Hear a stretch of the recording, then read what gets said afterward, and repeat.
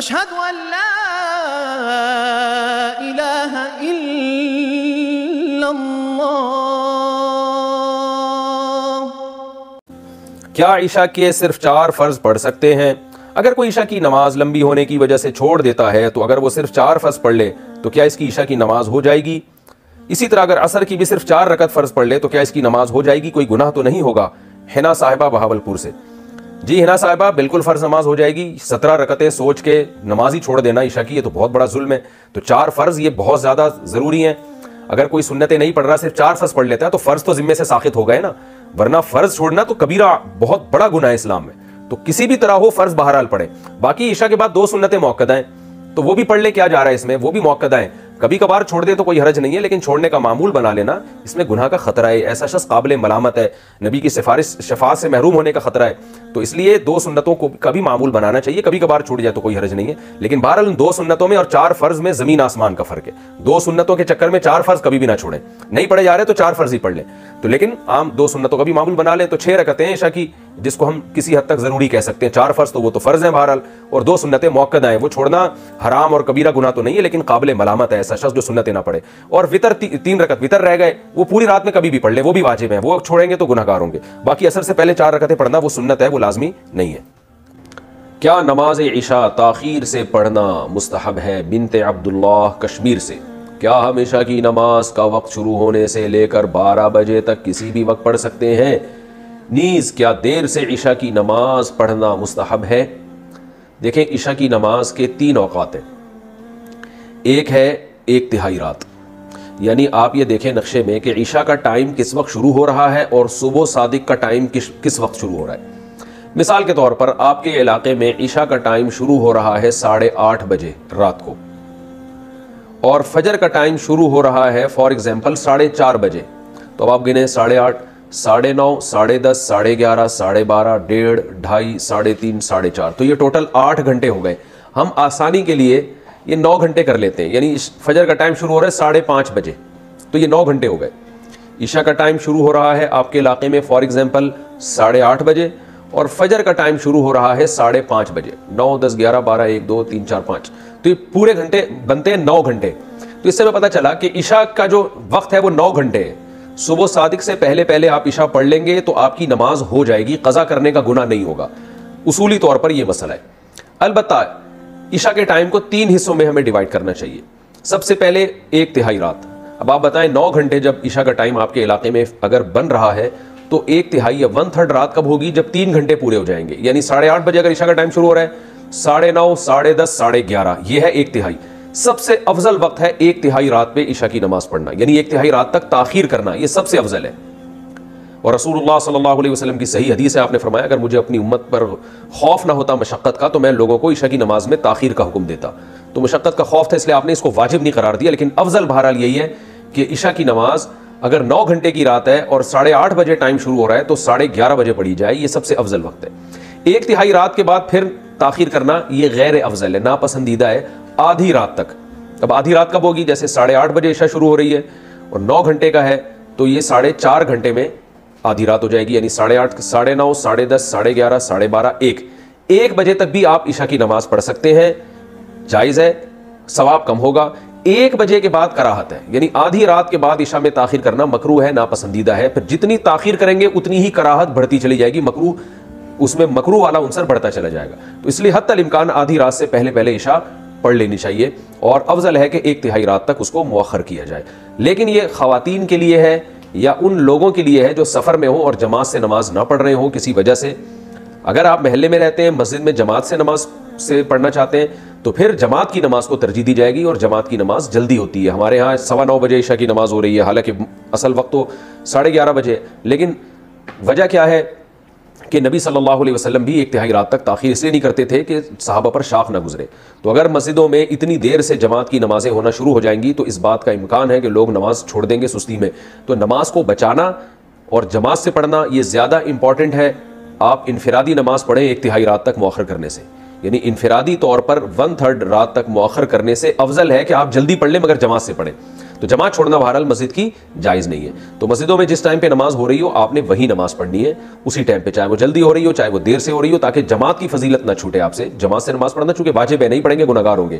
اور اگر انفرادی پڑھنی ہو کسی عذر سے تو پھر بہتر یہی ہے, جیسے خواتین تو انفرادی پڑھتی ہیں گھروں کے اندر, تو پھر بہتر یہی ہے کہ 11:30 بجے تک مؤخر کیا جائے. لیکن یہ بھی اس خاتون کے لیے افضل ہے جس میں نیند کا بہت زیادہ غلبہ نہ ہو, اور یہ بھی خطرہ نہ ہو کہ اتنی دیر سے سونے میں فجر قضا ہونے کا خطرہ نہ ہو.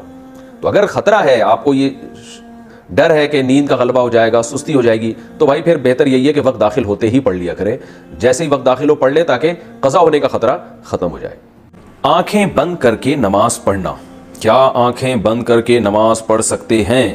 مبین صاحب نوشہرہ سے. آنکھیں بند کر کے نماز پڑھنا مکروہ اور ناپسندیدہ عمل ہے, کیونکہ رسول اللہ صلی اللہ علیہ وسلم سے آنکھیں بند کر کے نماز پڑھنا ثابت نہیں ہے. تو نماز کے سارے احکام توقیفی ہیں. توقیفی کا مطلب جیسے جیسے نبی سے منقول ہے اس طرح کیا جائے گا. تو رسول اللہ صلی اللہ علیہ وسلم سے آنکھیں کھول کے ہی نماز پڑھنا ثابت ہے. اس کی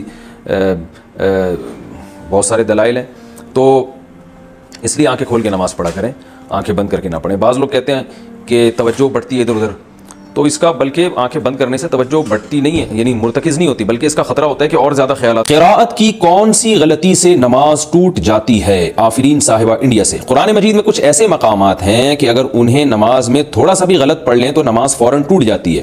ایسے کون سے مقامات ہیں, ان کی نشاندہی فرما دیں.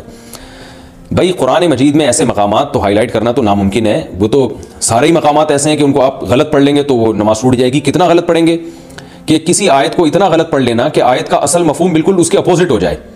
جیسے قرآن مجید میں اللہ تعالیٰ کا ارشاد ہے لئن اشرکت لیحبطن عملک ولتکونن من الخاسرین, کہ اگر آپ نے شرک کیا تو آپ خسارے والوں میں سے ہو جائیں گے. اب کسی قاری نے غلطی سے پڑھ لیا ولتکونن من الخاسرین کو من الحاسرین پڑھ لیا. حاسرین کا مطلب حسرت والوں میں ہو جائیں گے. تو معنی چینج تو ہوا ہے لیکن بالکل الٹ نہیں ہو گیا. تو الٹ نہیں ہو گیا, بالکل ہی قرآن کے مفہوم کے بالکل اپوزٹ نہیں ہو گیا, معنی چینج ہوا ہے. تو اس سے اگر یہ غلطی سے کیا تو نماز نہیں ٹوٹے گی, لیکن غلط ہے, ایسا کرنا جائز نہیں ہے.